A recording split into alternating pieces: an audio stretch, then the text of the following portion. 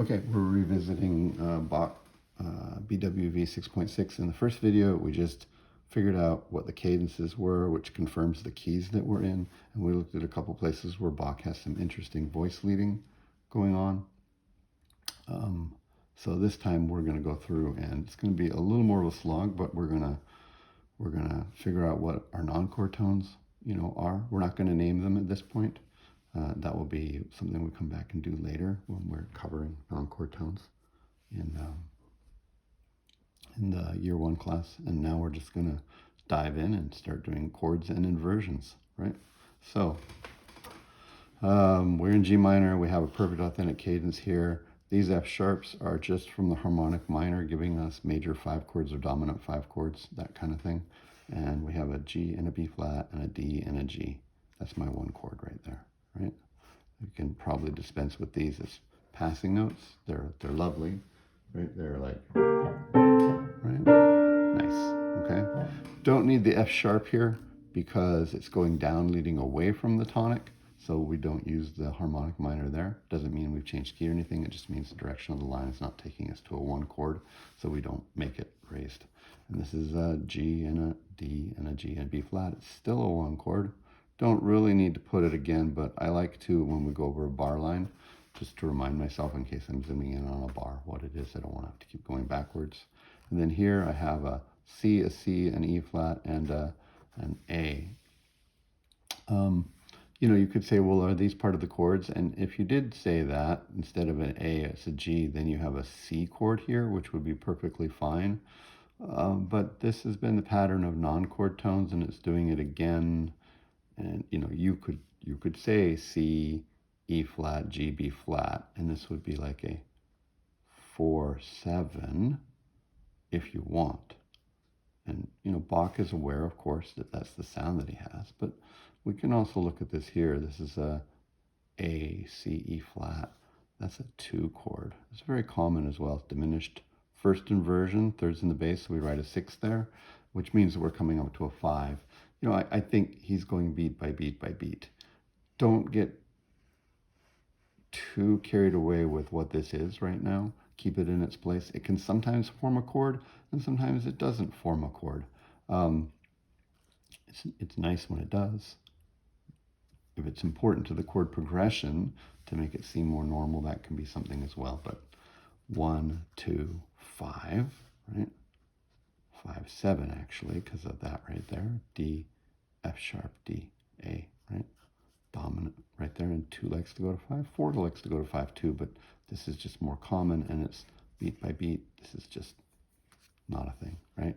And then 5 likes to go to 1, B flat, G, D, so it's G, B flat, D, right? This is a 1, and because the third's in the bass, we have a 6 right there, okay? Okay, and again, we could say not going to check these out because it's between, and then we could just go on, and this is a 1 right here. All the voices are moving, however, right? So maybe I go back on what I think right there. Like it goes like this, that's my 1/6, and then they go like this, and then like this, right? So at least we can give it as much diligence as we did here and say, what is that? Is it something? We have an F sharp and an A and C. So it's an F sharp A C chord, which is a F sharp diminished. That's 7 in this key. And, just like we give honorable mention there, I'm just going to write this in. This is the 3rd, so it's going to be like this. I'm just going to throw that there and remind us that, there. And if you're trying to figure out, like, what do I do with my passing notes and things like this, as we get into non-chord tone writing later in the term, this is a great example, both of these. Sometimes it doesn't make a chord, but notice that they still harmonize together and make a 6th in this case, or thirds inverted, right? And same thing here, B flat and G, right? That makes another, 6th or 3rd inverted, right? And here, you actually make a chord, right? And this makes a chord here. So when you have multiple non-chord tones, you're responsible for how those cumulatively sound. If you can make a chord that makes sense in the progression and in the key, that's often nice to do. And often it's like a related chord, like a 2 and a 4 are very similar. And or it's a tonic dominant kind of thing where this is 1 and it has that leading tone, which is a pseudo dominant back there. But you need to check out those sounds, and as a guide, making other chords or making partial chords, things like that are 1/6 or 1/3 apart, moving in the same direction. It's a good idea. Okay, you've seen Bach do it. Okay, so there we go. Let's do this next one. Now, this one just deserves to be played. I'm going to play from here and get into the next phrase. So let me see where I'm on the piano here. So I'm on my one chord right here. I guess we should probably do that too. I just want to get on to the next phrase though. I'm on my 1 chord right there. Right? Oh, sorry, wrong place. And then it goes like this. We get our perfect authentic cadence right there, right? And then the next phrase immediately goes 1, and then you get this. It's like we've immediately changed to a new key, right? That's because this is subtonic 7, right? And so is that, and then that goes to 3. And this is the relative major. Subtonic 7 is the 5 of 3, which is the relative major. And so it feels like we did this first phrase and said like, and we're in minor. And then it just immediately declares, but the sun's breaking out and we're going to the relative major. And that's on purpose because he's foreshadowing what's coming later. We've seen that we're in the relative major. But as he does this, he's gonna sort of say like, yes, we're foreshadowing, right? Here's my, from here, right? And then, no glasses today, that was a mistake, right? And then we get this, right? And then we get this cross voicing, but he sort of says, we can analyze this all in the key of B flat, but then he sort of says like, you thought we were going to do there, but no, right? Right. It's like almost, but not quite. So we're going to interpret this in the key of G minor still because of that cadence. But later, it's going to fully go there. He's foreshadowing though. I think even the fact that he did a perfect authentic cadence here is to sort of say, and this section's done, right? By the way, we should just take a look at these notes here. This could be a escape tone, and that could be an escape tone as well, or it could be another C minor chord, C, E flat, G, it could be another 4/7 right there. Maybe there's something to that since he seems to be using that sound again. Okay, so 1, and then here it's a F, A, C, and you could say, are we in the key of B flat? If we're just listening to it in a bubble up to there, you go, yep. But we know we're cadencing still in this key right here. And so I'm just going to call this a 7, subtonic, 6. There's no 7th here also to push us into the dominant real feel. It's very positive sounding. This is 7 in root position, and this is 3, right? Like I said, you could have said in the key of B flat that this was a 5/6 and a 5 and a 1. And that would be a valid way to hear that, except that it turns away and comes back here. Like this is another G minor chord right there, right? G, G, D, B flat. So I think it's like a temporary thing that we did there, right? And then we reinterpreted this here. Again, in the key of B flat, this would have been a C minor chord, which would have been a 2 chord, right? So you can see that it works, but this does not work in the key of B flat, right? False hope, right? Good. And that's why we would do one or the other. That's why we did our cadences first. It tells us so much about how to interpret the world. It's like, B flat major, it's your time. Not yet. It's coming though, right? It's like somebody who appears on the stage and they're the opening act. One day they will be the main attraction, but right now you get to see them before they were famous. All right. going on to here. This one is going to cadence in the key of B flat. We got an F7 chord here and a B flat chord right here. And it's a perfect authentic cadence. And you can see there's a great absence of F sharps, like leading us back to G minor. Now this is a G minor chord here, G, B flat, G and D, so it's 1. But whether it's this chord or the next chord, we're going to start interpreting ourselves in the key of B flat. And I like to work backwards from here. So let's just take a look. F, E flat, A, C, right? This is definitely a B flat chord, or sorry, an F chord, which is 5-7 right there. And again, notice that the 7th gives us more push and conviction to the key than we didn't have that up here, right? And let's just take a look at this for a second. This is part of the chord right there, so it's not even an encore tone. This is an F, D, B flat. This makes like a 1, 6, 4, right? 6, 4 because the F is the 5th.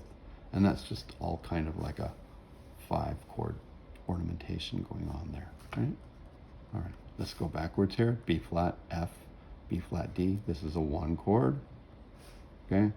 F, A, F, C, E flat. You can think of it as a passing note, but since it's a 5 chord, this is a 5 chord, right? The F chord with the 6 in the bass, and this is my 6-5 because the 7th's right there. B flat chord, B flat, D, F, 1. The whole thing is in B flat. It's a non-chord tone. And this is a C, C, E flat, and G. This is a, what, like a minor chord? Yeah. Okay, so that would be like a 2, right? And yeah, if you change it to be this right here, A, C, E flat, then that becomes like a 7, right? Diminished 6 right there, which is nice because 2s usually go to 5s before they go to 1s, or 2s go to dominants. So even though there's not like another chord with on a beat there that's a 5, you can see that he's bringing us through with this passing note to give us a pseudo-dominant feel. So 2 can go to 1 and feel normal. We can go back and call this 6 if you like, or we could have called this 4 and then called that 2. But either way, we're in the key of B flat, somewhere in here. I think this is, you know, what he likes to do is he likes to pretend we're in a key and then immediately shift. And you can hear this. I'm just going to play from right here. You've got this nice cadence, the Phrygian cadence that we talked about in the earlier video. Right? And then he starts the next phrase right there. Right? And then all of a sudden you kind of go like, wait, that's the relative major, right? And it keeps doing more of it, right? It's a very celebratory kind of, right, thing. And then we get our cadence figure here, right?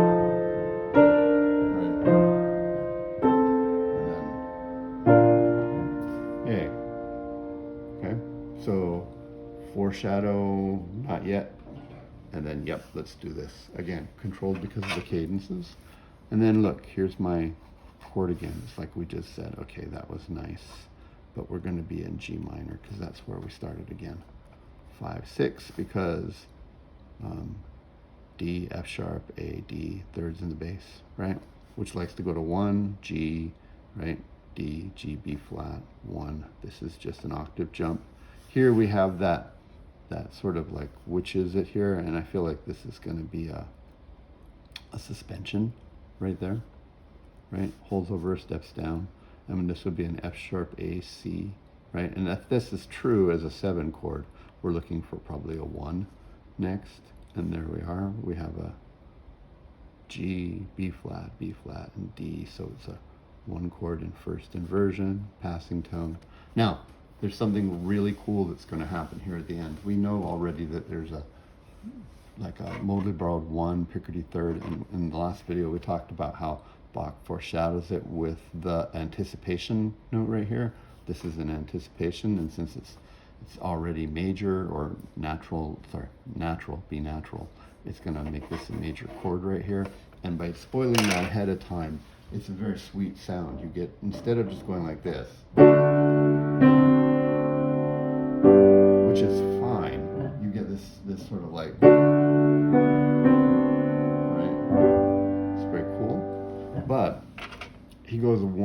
step further to foreshadow sort of a sweetness of this sound. First off, this is my 5 chord, the F sharp's holding over, so D, D, F sharp, A, right? And there's my 7th right there.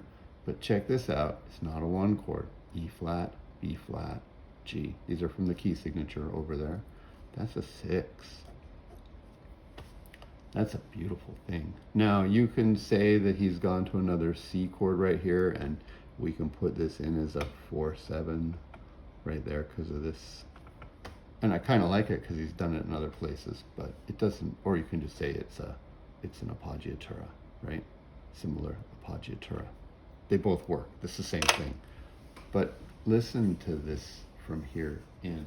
By making us have a deceptive progression, and in the minor key, the deceptive progression from 5 to 6 is a half step up, which is sort of the reverse of this Phrygian thing right here. And because it's a major, so it's so close and it's a major one, it has this really beautiful sound that the other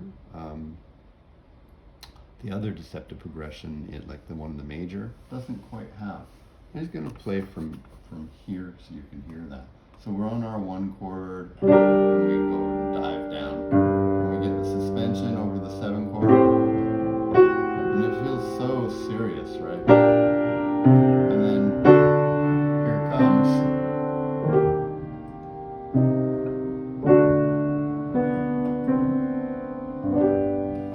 So great. See, this is my favorite spot in all the chorales that we've done so far. It's nice. So this is not a cadence, but it is a deceptive progression. And it's such a delightful surprise because he's never overused it. That this happens, you go, wow, and then we get this, and then we get that, and then we get that. And this is the biggest, most convincing sell I've had so far. Where I just kind of go like, yep, please give me more, take my money. So great. And like I said, it does sort of mimic the reverse of the Phrygian cadence he has there. One last thing, and because we didn't go to a bunch of different keys, I didn't do this in either video, but whenever you're analyzing these things and you're going to go looking for cadences and keys and things like that, you should always draw yourself a key box. It's just a box that is closely related keys. So if I start in G minor, okay, we know that G major is a picardy 3rd possibility for the end, but then my relative, right, you can do like relative majors, and then also this would be like +1 sharp, which is the same thing as minus a flat, and this would be +1 flat, okay, adding to it, right? So relative major is B flat, right? And then -1 would put us to 1 flat, which would be D minor and F major, right? And adding another flat would be C minor, 3 flats, right? And E flat major, right? This is the world that these composers lived in. Now, they can go other places as well, and eventually they start to do mode shifting out of all these things too, but this is it. And we can see that he just did this, and then back, and then there, right? All right, that's something to always be aware of, because it helps you anticipate what you're looking at. Okay, that's great, and hope this was fun for you. And I like the 2 format videos, the doing it and then revisiting it, so you can take this in stages. I do like the long slogs too, but hopefully this was better for some people to break it up and say, okay, what am I expecting to do here, and then wade in. Until the next one, bye.